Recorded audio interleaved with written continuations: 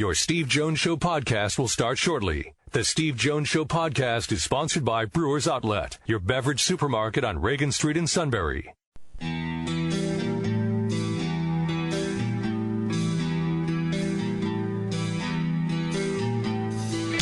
Sports talk where your voice counts. This is the Steve Jones Show on News Radio 1070 WKOK. Now from the Sunbury Motors Studio, here's Steve Jones.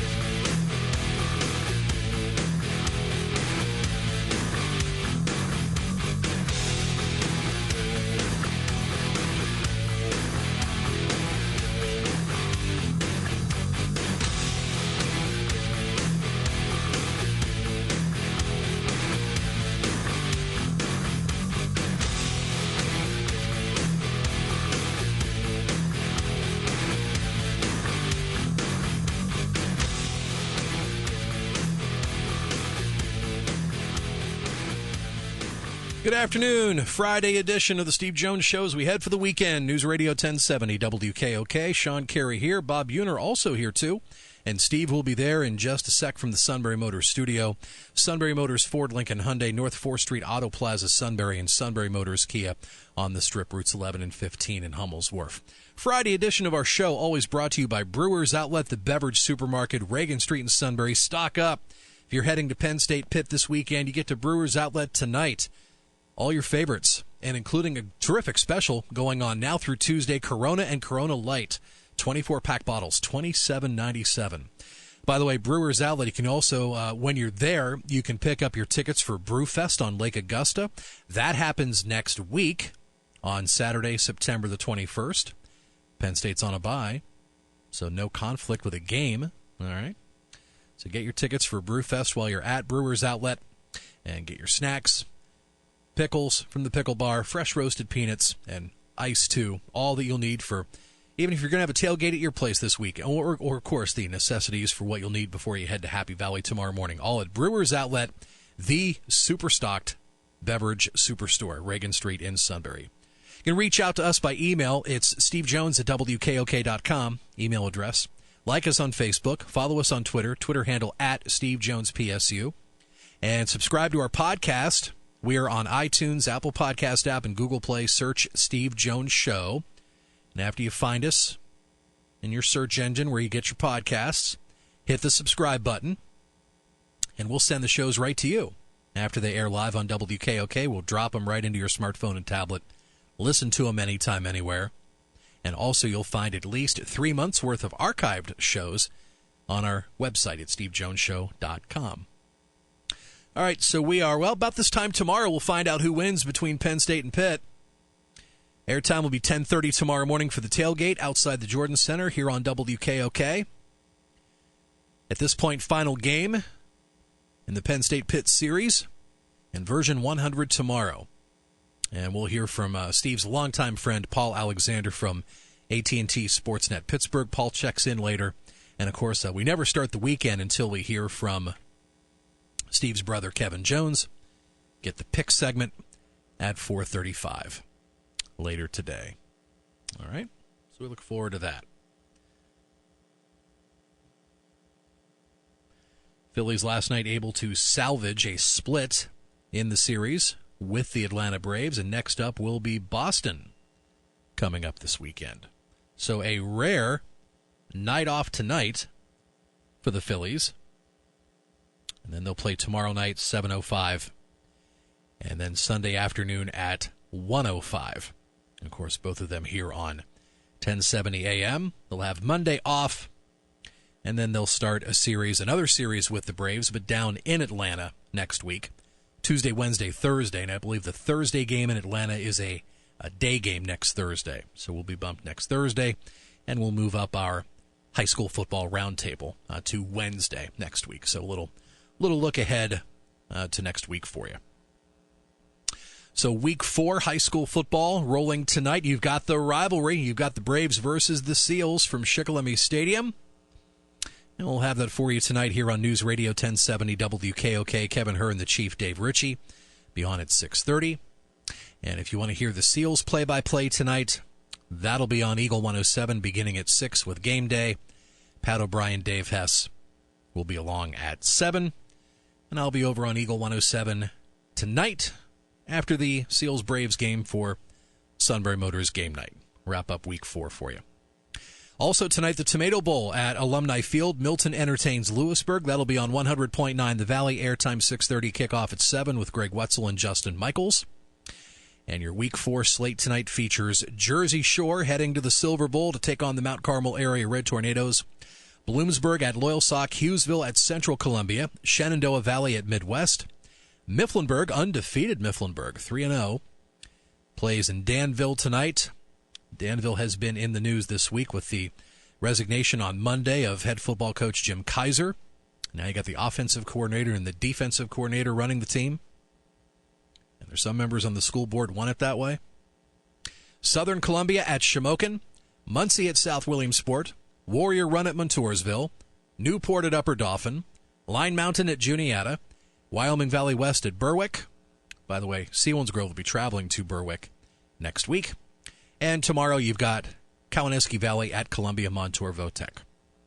So check out our high school scoreboard page, WKOK.com. We'll constantly update that for you throughout the evening as the scores and games move along. All right, so we'll take a quick break.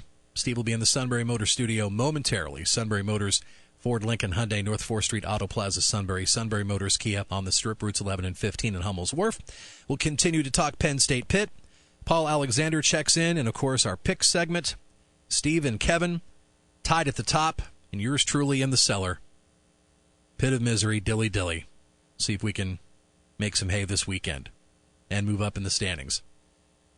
News Radio 1070 WKOK.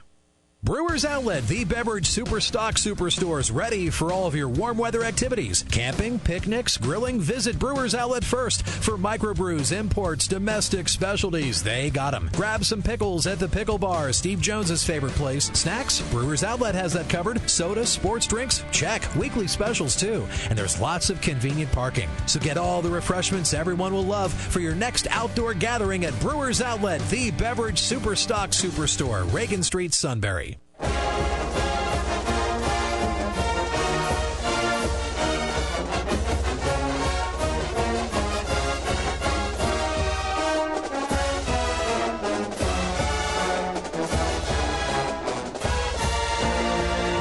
Connected with Steve in the Sunbury Motors studio in just a moment. Sunbury Motors, Ford, Lincoln, Hyundai, North 4th Street, Auto Plaza, Sunbury, and Sunbury Motors, Kia on the Strip, routes 11 and 15 in Hummel's Wharf. Bob Buehner, great to see you, sir. Thank you, Sean. I was with Kevin Hurd talking about tonight's big game on WKOK 1070 I call it the Battle of the Bridge between the Selinsgrove Seals and the Shikellamy Braves at Shikellamy tonight.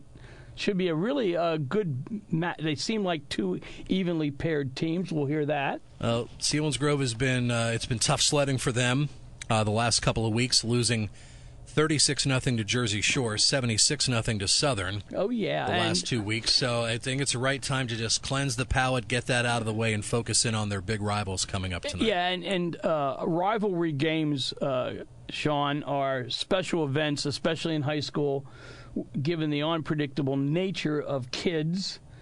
And we'll have to see which team steps up tonight. Starting, I think airtime is what, 6:30 might be? 6:30, that's right. And then kickoff will be at 7. And so you also get to hear the same game from the Selinsgrove perspective on Eagle 107, I believe. Yep, we'll have that at 6. We'll have Seals Game Day on at 6 with Pat and Coach Dave Hess at 7. So if you want the Seals perspective, you can go to Eagle 107. And if you want, of course, the Shikellamy call, we've got that here on WKOK. So we're actually filling up the entire press box at Shikellamy Stadium. Pretty much, yeah. That's right. Well, I think there's another game I think that's drawn a lot of interest, and that is Mifflinburg at Danville tonight. Ironmen are 6 seconds away from having a 3-0 record, losing to Loyalsock by the slimmest of margins after being ahead and losing on the last play of the game. And then Mifflinburg coming in tonight is undefeated. And, of course, there's been lots of controversy in Danville with Coach Jim Kaiser, 10-year veteran, resigning literally in the middle of the season.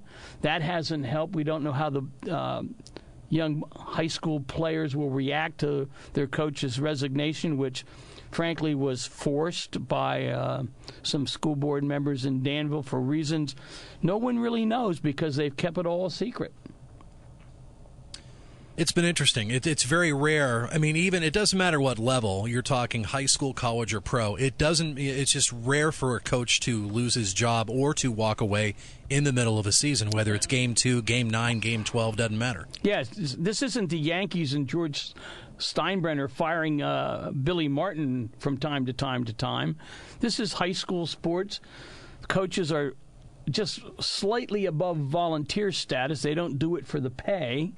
And the other part of it is Jim Kaiser's had an incredibly successful record. I think he's like 76 wins or 78 wins and only like 36 losses in those years. And he's been in the playoffs. He's had his team in the playoffs many, many years. And again, big secrets. Coach Kaiser, in his statement announcing his resignation, indicated that it appears that there's some kind of vendetta against him by a school board member, and you hate to see that kind of undue influence affect high school football.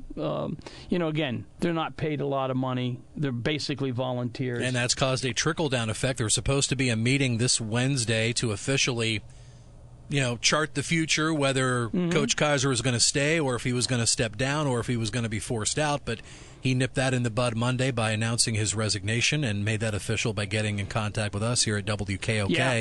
Yeah. And since then, well, they still had their meeting on Wednesday night, but since then we've learned board members have left, and including the president as well of the board. The president and vice president and longest-serving members of the Danville School Board have all resigned Monday sometime. The longest-serving one resigned before the meeting. I mean, you have had a long-time presence in Montour County. Been there all my 67 years. When's the last time you see anything like this? The question isn't really about this in Danville. The question is, this is unprecedented statewide in Pennsylvania.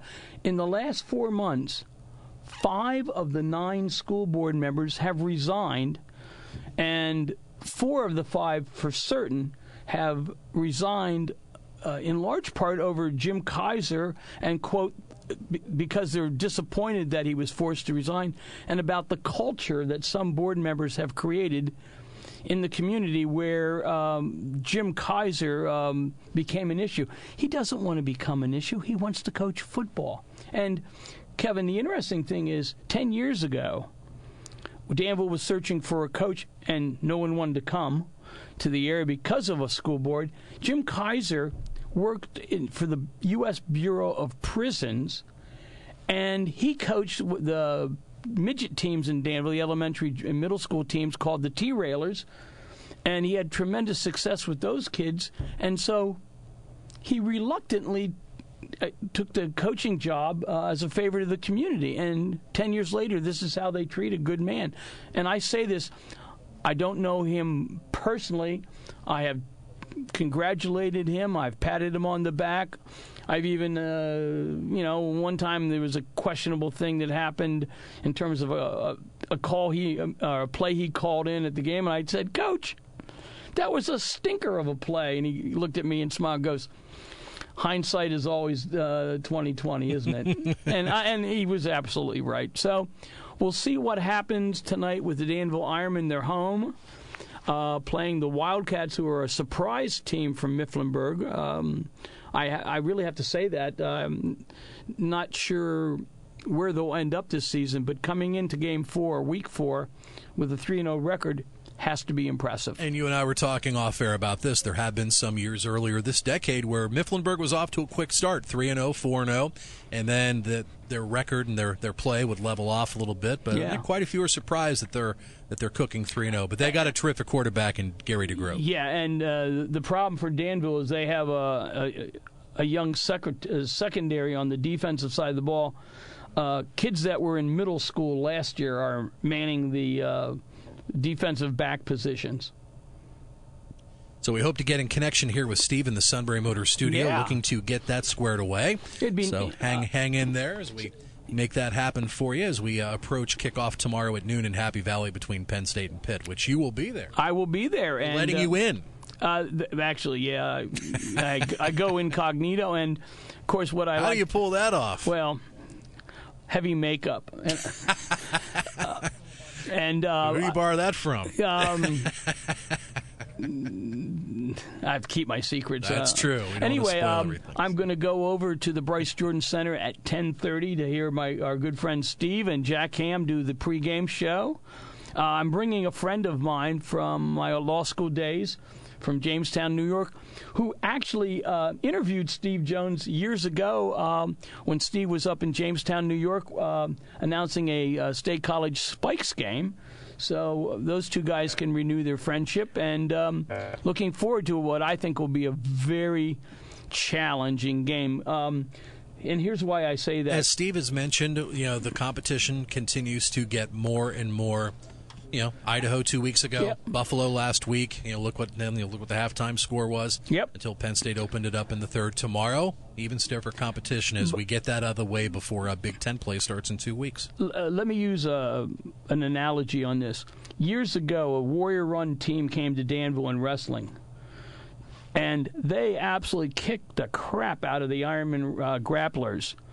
And after the match was over, one of my friends, who happens to be the wrestling coach at the time, asked me, "What's going on?" And I said, "Coach, this is a huge rivalry game or match." And he looked at me funny. I said, "In Warrior Run, beating Danville is the biggest thing of the year on their schedule. And for Danville, they don't even know about the rivalry. No one told them." And I think the same for Pitt, Penn State. To Pitt, this is a huge rivalry game. This is a big game. This is their time to make a statement on the national stage. And I don't know that Penn State looks at them as such a rivalry. So I think that counts for something, Sean. Well, Steve brought this up yesterday, and it's actually something we haven't taught. I haven't heard. Well, Steve's heard of course, but something that really hasn't been kicked around. This is Pitt's first home game. This is Pitt's first away game. Yeah, they've not been outside the confines of the Berg or Heinz Field this year. So for a lot of these players, that'll be the biggest crowd they'll ever experience.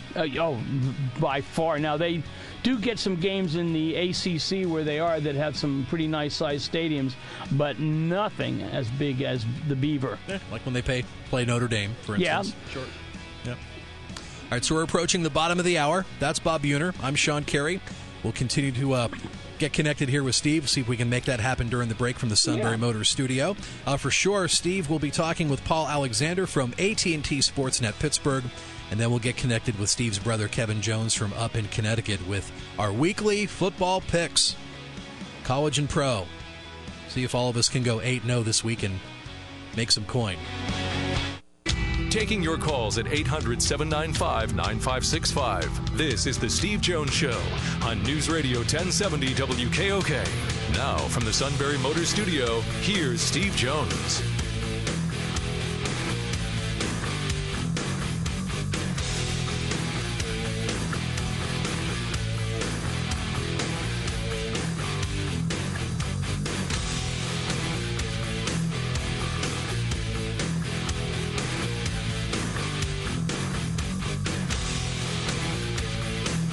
Steve Jones Show, News Radio 1070 WKOK. Sean Carey here. Bob Buehner here as well. Oh, Sean, we're going to get a call, looks like. Maybe it's Steve. He was up in a hang glider, I heard, over central Pennsylvania and missed the landing zone. 1-800-795-9565. Steve from Lamont, hello. Nothing there? No. Nothing there. Okay, let's try this. There we go. It's like my first day on the job. Steve from Lamont, you're on the air. Yeah, right. We found you. Oh, I've been sitting here.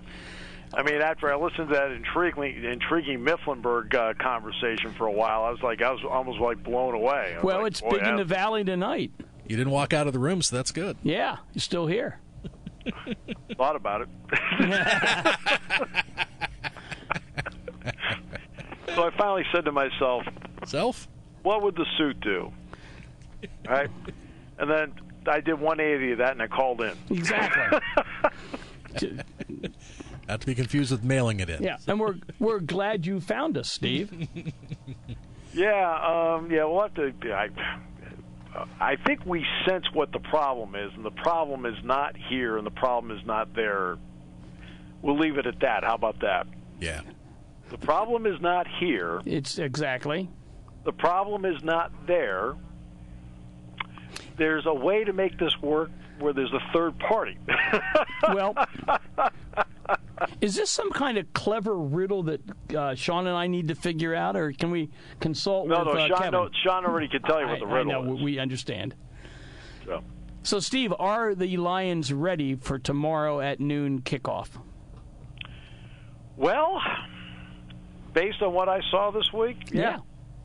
I would say that I thought they practiced well before Idaho. I thought they practiced pretty well before Buffalo. I thought the Tuesday practice was good, but Wednesday was like, eh. This week was, every day it was good. So, based on practice, every day was good. And that's a good thing. Oh, yeah. Yeah. Practice is just foreshadowing of what teams are going to do in a game. I never bought that theory that some coaches say, well, practicing good doesn't mean you're going to be good on game day. Don't think so. You know what, though? And James touched on this last night. You know, there's some people who are labeled as, quote, gamers. Well, if you're a gamer, guess what? You aren't playing much. Because if you don't go out and practice well and practice the right way, look, I always love when I hear, well, you know, the coaches have to decide who's going to start. That's not the reality of sports. The reality is the individuals, the players, actually make the decisions as to who starts. If you practice well enough and you show you should be starting, you start. Yeah. Right? If you don't practice well and somebody else practices better than you do, they start. The players determine who plays. The players determine who practices. And I always love he's a gamer.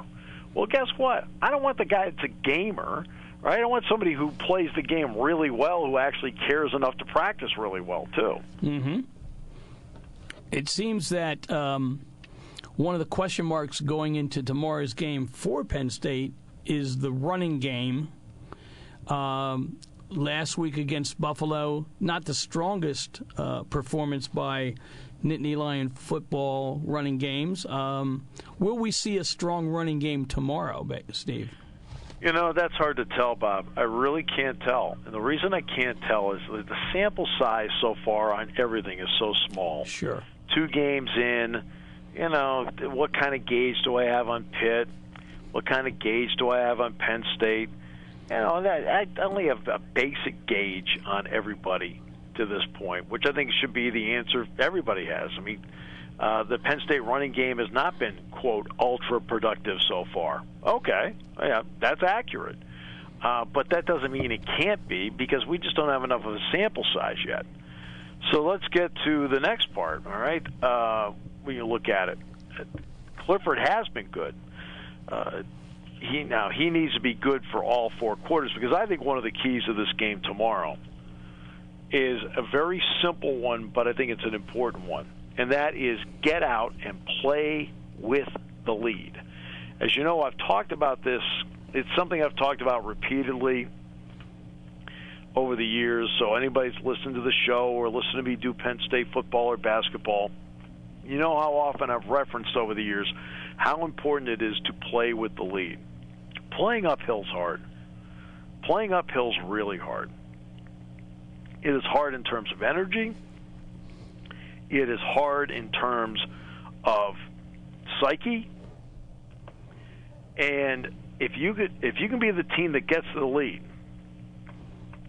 now you can be the one that sets the tone for the game, because you're the one playing with the lead. You're the one now that can maybe take a chance or two. You're the one that now makes it so that they are one error away from being put away. And and what this football team, Penn State, needs to realize, let's go back to the Buffalo game, is you can win the game in the second quarter. You don't have to win the game in the second half. You can win the game in the second quarter. And, you usually get 3 opportunities to win a game and put it away. Obviously, one of them's at the end. Sure. Another one sometimes could be probably right around, end of the third quarter leading to the fourth. But sometimes you can win it and put it away in the first half, right? So you can do that early in a game. And they've got to realize that they have the capability of doing that by setting the tone early. So I think the team, we get talk about running and passing and everything, get to the lead. Well, doesn't that... Because actually, you look at all the 3 games in this series, okay, what's been the key in all 3 games? The team that got to the lead. And then, Steve, what I think happens in those cases is the team that's behind usually has to go away from their game plan, and they have to also take a lot of risk that they probably were hoping they wouldn't have to take if they were even or slightly ahead. So if you can get Pitt out of the comfort zone early by getting, say, up by 2 scores somewhere before halftime, that's going to shift what Pitt does and what Penn State does favorably to Penn State in the second half. And conversely, say Pitt gets to the lead. Yeah. And now you're on the road. You quieted the crowd. You put more pressure on the home team. You put more pressure on the favorite. So that's why the playing with the lead part is not a small thing. It's a big thing to me in this game. Because then if you get to the lead, Penn State gets to the lead, now it puts the level of doubt into Pitt's head. Oh yeah. Right? That's there's a lot of psychology with goes. And I don't mean just scoring first. Let me get to the lead, right? Be the team that then sets the pace for the rest of the game. Make the other guy play catch up. And I just think that's important. Now, how you get there, then those are the other keys that come in. Can you get? They only got 1 sack against Buffalo. They'll need more than that. Yes. But it's interesting. I've had people say to me. I had a couple of people say to me earlier in the week. There were 2 players they were disappointed in last week. They were disappointed in Robert Windsor, and they were disappointed in Tariq Castro-Fields. So this is Monday, Tuesday, right? Okay. I saw the Pro Football Focus grades. Guess who were the 3 highest-graded defensive players for Penn State on Pro Football Focus? Well, I think you know. John Reed. Yep. John Reed, Tariq Castro-Fields, Robert Windsor. Well, as I was... Right, because I looked at people like, what are you talking about? Do you realize that Reed this year has given up 4 catches the whole season for 24 yards? Steve... You realize that Castro-Fields has given up 4 catches this year for 20 yards. You've only given up 44 yards from your 2 starting corners all year. Well, Steve, when I was listening to you do the broadcast Saturday night, you were calling Tariq Castro-Fields' name a lot and also Windsor's name a lot. So I think that's really misplaced or misguided criticism. Yeah, I was completely confused by it. I had like 3 or 4 people come up to me on Monday. I'm like, what? Yeah. I kept thinking to myself, did I miss something? Yeah. And then I saw the PFF grades, and I looked at the PFF grades, and they're the 3 highest-graded guys. Now, Reed was a given. Everybody said Reed played great. Oh, yeah. But I was completely baffled. Well, Steve... I said, am I missing something? Then I saw the grades, and I looked at the grade-out sheet, and I went, okay, I don't think we missed anything. Well, the question is going to be, will the defense dominate Pitt like they did the second half against Buffalo? Well, look, you have to get pressure on Kenny Pickett. You really do. And for Penn State, what's been a given over the years, they had 47 sacks last year. They had 7 sacks in the opener. They only had 1 sack last week. Yeah, very surprising. So now you go into the game thinking, okay, wait a minute. You know what? They're going to need some pressure from those guys. I don't care whether it's 4 or 5 or what combination you do it in. But Kenny Pickett, when he has time, is a very good quarterback. When he doesn't have time, he struggles. And they need to do it this game in such a way where they give him a narrow window of opportunity to succeed. And that means they have to get pressure on him. Because if they get pressure on him, then things get a little bit out of whack for him. But when he has time, he's good. And he can move. He can move, but again, the difference is going to be getting pressure on him, making him do things quicker than he wants to. Sounds like we're going to see some blitzes then Saturday afternoon. Well, yeah, you can get there with 4 though, and there's ways of doing things too. Sure, Bob. I mean, you can get there. If you get there with 4, you can drop 7. Now you're fine. Now, do you do it maybe in a different way? Do you zone blitz? Because Windsor, for example, dropped off in a zone blitz a couple times last week. There are a wide variety of ways of doing that. Where now they don't know from which angle you're coming from, even though you may still only be rushing 4. That's where we'll see tomorrow how they want to do it, and maybe they can get pressure just with the front guys. Maybe they can. I don't know. We won't know until we find out. I'll say this: if I had to pick one guy in that offensive line for Pitt, I sit back right away and said, that dude is a good football player. It's Jimmy Morrissey, their center. You're going to see 2 really good centers in this game, in Jimmy Morrissey and Michael Mennett. They're 2 very, very good players. Well, Pitt has had that great tradition going back to the 70s of really superior linemen. Mark May, Bill Fralick. Et cetera, et cetera. Jimbo Covert. They did, but that was a long time ago, Bob. When Penn State, when they renewed this series in 2016, I thought the strength of that football team in 2016 was their offensive line. I'm looking at the tape before that game. I'm like, wow, that is a good offensive line. I mean, really good. But I think as time has gone, that has gone from being a strength to still being good, but not the strength of the football team. I think we think of Pitt. That's been an issue. Yeah, I think we think of Pitt as always having colossally large linemen who can move and have some speed and set the tone for the running attack that they would feature. And the running attack's been good. I mean, James Conner, terrific. Yeah. Allison, terrific. Hall, terrific. Now, the young backs they have are good. They're good. A.J. Davis, Vincent Davis, Todd Silby, good. They took Malik Carter and they moved him out to wide receiver because they needed somebody else out there. Now, Jacques Louis may be back for them. I don't know. We're going to have to find out. If he is, then Carter can move back to tailback. But Carter was out playing wide out. The other part, too, is if Carter's out playing in the wide out of the slot, you can run jet sweeps with him, too, because you've got another running back out. There's a lot of things they do. The first play of the game they ran against Virginia, they put 2 offensive linemen out in front of French, the wide out, and only had 3 on the offensive line to snap the ball back to Pick, and they ran a screen out there. It was the first play of the game they ran against Virginia. So they do stuff like that, but for the most part, this is a West Coast offense that they run. Well, we're going to... the one thing I said to Sean earlier in the last segment, Steve, was out in western Pennsylvania and all around Pittsburgh, Pitt views Penn State still as their biggest rival. Sure. And I don't think Pitt or Coach Franklin view Pitt the same way that Pitt views Penn State. James Franklin's a one-game-at-a-time guy, the Big Ten and, the Ohio State-Michigan games, etc. I think that Pitt will come in with a huge attitude about this rivalry.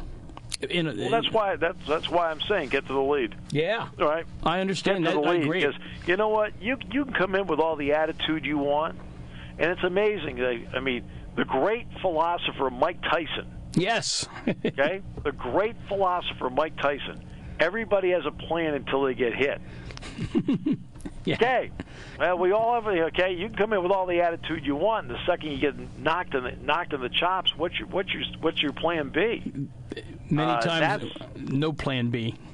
Right. I mean, so that's that's what you look for in this, because I mean, that's one thing about doing talk radio. I talk about the talking season and so forth. Sure. But, I mean, all the stuff, for example, I say during the course of the week, it just leads up to the game. The game is what everybody's anxious for to be played, and that's where you find out what really happened. Yeah. And that's right now, I don't care how much I'm around it.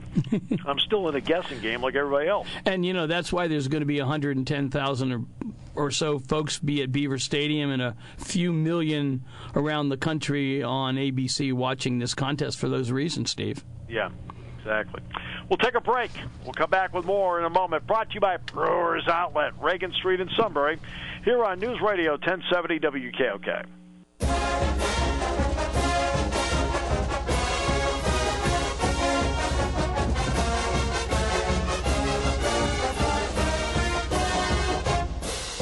Football Friday, Steve Jones Show, News Radio 1070 WKOK. Steve is there in the Sunbury Motor Studio. Great to have Bob Buehner here. Good to be with everyone this Friday afternoon in the Valley. Yeah, Steve had a chance to talk to Paul Alexander from AT&T Sportsnet Pittsburgh, so we'll have his conversation with Paul next hour, discuss the Penn State Pitt series, then we'll finish out the week with our football picks at 4:35. Should be a lot of interest in those picks. I'm 8-7. Wow. Not good. No. Yeah, we've come out of the gates very, very slow. Very disappointing. I have a feeling that... Did you pick the Steelers over the Patriots? I did. Of course you did. I did. Well, that's the thing. Last year, I picked... Because the game was at Heinz Field, but I picked the Patriots over the Steelers. Oh. Yeah. This year, it's like, nah, I figured, nope, I got to take the Steelers, got to stick with them. I went with the same philosophy that Stefano did when he took the Giants over the Cowboys. Right. And... let me guess. Steve picked the New England Patriots. Just a guess. Oh, yeah. Yeah, he and Kevin both picked the Pats. Well, of course. Yes. We understand that. Yep. Oh yeah. Yep. No, I just won't pick the. I just won't pick the Giants to play the Cowboys. I can't do that. Can't pick the Cowboys to beat the Giants. No. Ooh, boy. Yeah, I can't do it. I understand. I won't do it. No. Well, Steve, you're a man of principle. I also lost. So, well, Bob, that's like you and I. We picked the Ravens over the Steelers. You know, you just can't. You can't do it. No, look at the expression you just gave me when I said picking the Ravens over the Steelers. I have visions of being in the cardiovascular unit at Geisinger Medical Center with that thought. You thought I had like octopus tentacles growing out of my head when the expression I got from you when I said that. No. But yeah, they're 3 games ahead of me, both Kev and Steve. So we'll see if we can make up some ground this weekend. So, well, I think there's some potential out there for you to do that. It's early. It is. It's like what I kept telling Steve's brother last year. It's early. But Kevin, to echo on what Steve said, you're playing from behind. I am. I am. So, yep. And doing it well with style. Yes. Thank you. With panache. Panache? Panache. Potato, patata. Yep. So we got Shikellamy Selinsgrove tonight. The battle, the rivalry. I guess they will have the Rally in the Valley Trophy. I guess that they will hand that out. The Battle of the Bridge. Well, I thought the Battle of the Bridge was Montoursville Loyalsock. We have our own bridge down here in Sunbury to Selinsgrove. That's true. The Veterans Memorial Bridge is longer than the one that connects the Golden Strip with Montoursville. So. That's not even a bridge. Right. And it's green. Yes. Wow. Today's show brought to you by Brewers Outlet, Reagan Street in Sunbury, here on News Radio 1070 WKOK.